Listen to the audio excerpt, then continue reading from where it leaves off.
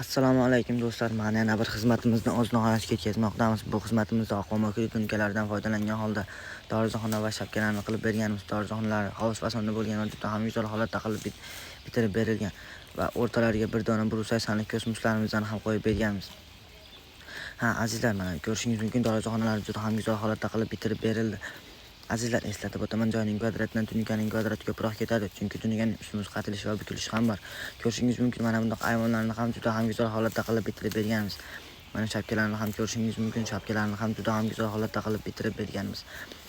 Shapkalarni ham yopib juda ham go'zal holatda qilib bitirib bermoqdamiz.